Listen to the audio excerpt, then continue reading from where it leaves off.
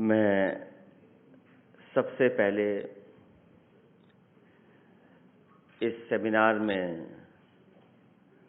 उपस्थित सभी मानवों का बहुत बहुत धन्यवाद और आभार प्रकट करना चाहता हूं। मेरे साथ जो मंच पर हैं प्रोफेसर के.वी. थॉमस जी, राज्यसभा में सांसद संजय यादव जी और लोकसभा में हमारे साथ कई साथी, और यहाँ पर जो मैं देख रहा हूँ बहुत सारे प्रतिष्ठित सम्मानित हमारे पत्रकार साथी सभी उपस्थित हैं। आज जब हम बहुत पुराने समाजवादी नेता, socialist leader MP Virendra Kumar ji को याद कर रहे हैं, उसी समय हम देश के लोकतंत्र के में जो अभी हाल में ही घटनाक्रम हो रहा है उसको देख रहे हैं और समझ रहे हैं। मैं जब हाउस में था और हाउस जब एडजॉर्न हो गया, मैं थोड़े समय के लिए जो केरला के हमारे एक और साथी हैं, सदस्य हैं, NK प्रेमाचंद्रन जी से बात कर रहा था मैं, और बातचीत में ये बात हमारी उनकी हुई। उन्होंने बहुत सारे संस्मरण जो MP वीरेंद्र कुमार जी से जुड़े थे, उन्होंने बताया कि किस तरीके से वो लोकसभा में रहे, MLA रहे, मंत्री रहे, किस तरीके से उन्होंने लोकतंत्र के अधिकारों को समय समय पे जो कई ऐसे मौके आए जहां पर खड़े होकर के मुकाबला किया और उस लड़ाई को और उस लोकतंत्र के अधिकारों को मजबूत बनाने का काम किया। हालांकि जब मैं आ रहा था तो उन्होंने ये कहा कि NK प्रेमाचंद्र जी ने कि मैं नहीं आ पा रहा हूं, ये जरूर कहना, क्योंकि जो केरला में एक बहुत पुराने मुख्यमंत्री जो नहीं रहे हमारे बीच, जिनके कार्यक्रम में मुझे शामिल होना, जिसकी वजह से मैं नहीं पहुंच पा रहा हूं, वो भी रहते तो अच्छा रहता, लेकिन जो केरला में हुआ, जिनकी वजह से उन्हें जाना पड़ रहा है, वो रहते तो और भी हम लोगों को पुरानी जानकारी समाजवादी और खासकर MP वीरेंद्र कुमार जी के बारे में जानकारी मिलती। इधर हम लोग देखते हैं कि भारतीय जनता पार्टी, उनका कोई फैसला हो सब एक साथ खड़े हो जाते हैं।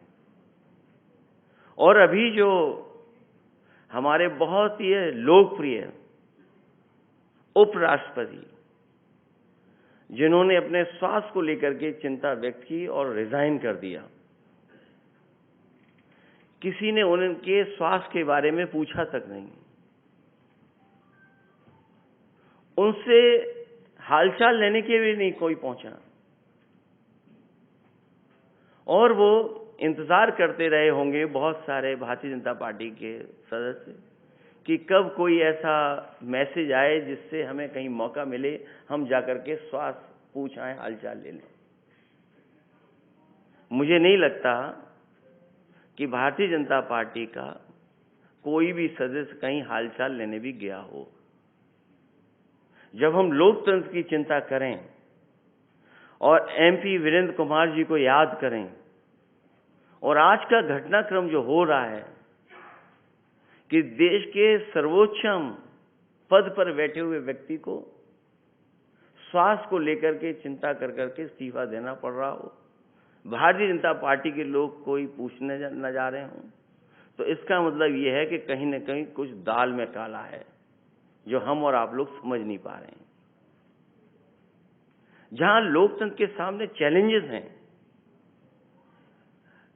सोशलिस्ट होना, सेकुलर होना, डेमोक्रेटिक होना, ये तीनों संबंध ऐसे हैं कि अगर एक इसमें से नहीं है, एक दूसरे के पूरक हैं, ये तीनों में से अगर एक नहीं है तो हमारा लोकतंत्र खतरे में पड़ जाएगा।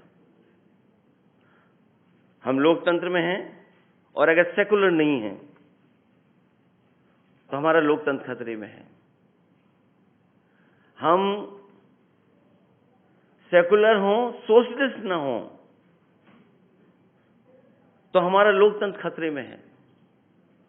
जो हमारा प्रेमबल एक रास्ता दिखाता है कि जो हमें सिद्धांत देता है लोकतंत्र का, सेकुलर होने का, समाजवादी होने का, इधर हम लोग देखते हैं कि कई लोग, कई विचारधारा के महान लोग जो कभी कभी सीधे कुछ नहीं कह सकते, वो पीछे से कुछ न कुछ कहते हैं। सुनने में आता है कि वो सोशलिस्ट लोगों के खिलाफ हैं, सेकुलर सिद्धांत के खिलाफ हैं। और अक्सर ये देखने को मिलता है कि हमारे संजय भाई जानते होंगे कि बिहार का चुनाव आता है, वैसे ही उन्हें वो सिद्धांत याद आ जाता है। पिछला बिहार का चुनाव याद कीजिए, तब भी वो सिद्धांत उन्हें याद आया था, और इस बार फिर सिद्धांत वही याद आ गया। और जिस प्रदेश से मैं आता हूं, उस प्रदेश में तो लोकतंत्र हमें और मजबूत करना पड़ेगा, सेकुलर सिद्धांतों को और मजबूत करना पड़ेगा, और देश के पैमाने पर हमें समाजवादी सिद्धांतों को, जो रास्ता दिखाया हमारे पुराने नेताओं ने, डॉक्टर राम मनोहर लोहिया, जिनके साथ रह करके जेपी जयप्रकाश नारायण जी का आंदोलन, नेताजी का आंदोलन, जैसा मुझे साथियों ने याद दिलाया कि एमपी वीरेंद्र कुमार जी नेताजी के साथ भी काम किया है। और मैं खुद लोकसभा में नया नया रहा हूँगा, मैंने भी आंखों से देखी है वो घटनाक्रम और नेताजी और तमाम पुराने समाजवादियों के संबंध। समाजवादी लोगों के इतने गहरे संबंध होते थे, अगर लड़ते भी रहे होंगे, अगर किसी सिद्धांत की बात आई होगी तो दोनों खड़े एक साथ दिखाई दे होंगे। ये तमाम वो उस पीढ़ी के नेता हैं जिनसे हमें बहुत कुछ सीखना है। अपना सब कुछ जोखिम में डाल देना। आजकल तो मल्टीनेशनल कंपनियों के दबाव में तो हमारी फॉरेन पॉलिसी बदल जा रही है। कभी हमारे एमपी वीरेंद्र कुमार जी ने एक बड़ी मल्टीनेशनल कंपनी से मुकाबला किया होगा। जो हमारे केरला के लोग हैं वो जानते होंगे कि किस तरीके से पानी को लेकर के वो खड़े हो गए। ग्लोबलाइजेशन को लेकर के जो चिंता थी उनके अंदर, वो खड़े हो गए कि कल परिणाम क्या होगा। जितना हम बाजारीकरण में चले जाएंगे, जितना हम कमजोर होते दिखाई देंगे चीजों में, उतने ही दुनिया के सामने हम लोग झुकते नजर आएंगे। इसलिए अगर हमें दुनिया के सामने अपने आप को मजबूत खड़ा दिखाई देना है, तो वही सिद्धांत जिस पर कभी एमपी वीरेंद्र कुमार जी ने कहा होगा कि ग्लोबलाइजेशन किस तरीके से हमारे देश के अंदर आर्थिक रूप से खतरा पैदा कर रही है, किस तरीके से मल्टीनेशनल कंपनियां आके हमारे रिसोर्सेज का इस्तेमाल कर रही हैं मुनाफा कमाने के लिए। और सोचिए लोकतंत्र में हम लोगों ने क्या देखा। आजकल तो सच पता ही नहीं लग रहा सच क्या है। जो सबसे मजबूत स्तंभ है, जो हमें सच्चाई तक पहुंचाता है, उसका भी रास्ता पता नहीं क्या है। हमें लगता था कि पत्रकारिता कहीं न कहीं निष्पक्ष होगी, लेकिन पत्रकारिता के ऊपर भी न जाने कितना दबाव दिखाई दे रहा है। अगर आज लोकतंत्र में जो लोकतंत्र को खतरा पैदा हो रहा है, कहीं न कहीं हमारे ये जो चौथा स्तंभ हम जिसको मानते हैं, उसकी भी कभी कभी मजबूरी दिखाई देती है हम लोगों को, जिसका परिणाम यह है कि एक तरफा ही चीजें चल रही हैं। लोकतंत्र में और क्या देखें, क्या देखने को बचा है। जिनकी जिम्मेदारी है, जिनका पूरा कार्यक्रम ये होना चाहिए गरीब कैसे तरक्की खुशहाली करे, जो आखिरी पायदान पे व्यक्ति है वो कैसे आगे बढ़े, हमारा किसान कैसे खुशहाल हो, वो लोग आजकल फूल बरसा रहे हैं, फूल बरसाते हुए दिखाई दे रहे हैं। अगर उनसे पूछें कि आज बिजली कैसे नहीं आ रही है, बिजली महंगी क्यों हो रही है, तो सुनने में आता है कि किसी भगवान को वो याद करते हैं, बताते हैं कि इसलिए बिजली नहीं आ रही है। उनसे सवाल किया जाए तो भगवान याद आते हैं, उन्होंने भगवान का रास्ता ढूंढा है। तो आजकल हमारे सामने लोकतंत्र के चुनौतियां तो हैं ही हैं, लेकिन इसको बचाने की भी जिम्मेदारी हमारी आपकी है। हम ही आप लोग हैं जो इस लोकतंत्र को बचाएंगे। इस लोकतंत्र के अंदर जो हमें सेकुलर और सोशलिस्ट होने का जो रास्ता दिखाया हमारे तमाम पुरानी पीढ़ी के नेता, उनके रास्ते पर चल करके हम लोगों को न केवल देश को बल्कि आने वाली पीढ़ी को वो सिद्धांत दे करके जाना है। हमें उम्मीद है कि आज जो हम इस मेमोरियल सेमिनार में बैठे हैं, जो कभी सिद्धांत समाजवादियों ने अपनाए थे, चाहे वो जयप्रकाश जी ने, डॉक्टर राम मनोहर लोहिया जी ने, नेताजी ने, तमाम पुराने सोशलिस्ट लीडरों ने, हमारे आपके एमपी वीरेंद्र कुमार जी ने, हम उन्हीं के सिद्धांतों पर अगर चलेंगे तो हमारा लोकतंत्र भी मजबूत होगा। और जब लोकतंत्र मजबूत होगा तो हमारे दिए हुए सिद्धांत जो सेकुलर और सोशलिस्ट सिद्धांत हैं वो भी मजबूत होंगे। हम देश में कुछ कर पाएंगे, क्योंकि देश बहुत बड़ा हो गया है। इतना बड़ा देश है जिसमें चुनौतियां बहुत हैं। जब चुनौतियां बहुत हैं तो हमें लोकतंत्र के रास्ते ही उन चुनौतियों का मुकाबला करना पड़ेगा।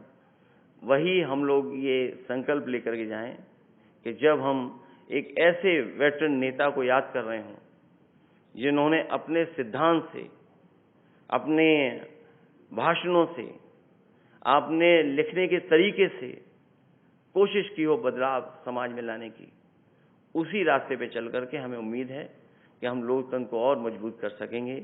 इन्हीं शब्दों के साथ मैं आप सबका धन्यवाद देता हूं, और खासकर उन लोगों का धन्यवाद जिन्होंने मुझे मौका दिया यहाँ पर आने का। मैं धन्यवाद देता हूँ, बधाई देता हूँ कि आप लोगों से यहाँ मिलने का मुझे मौका मिला। यूपी की राजनीति और बिहार की राजनीति बहुत अलग है। और भी स्पीकर रहने थे, लेकिन दो ही यादव स्पीकर बचे हैं, एक अखिलेश यादव, एक संजय यादव। अगर दूसरे लोग हैं तो ये कहते ये भी देखो जातिवादी कर रहे हैं लोग।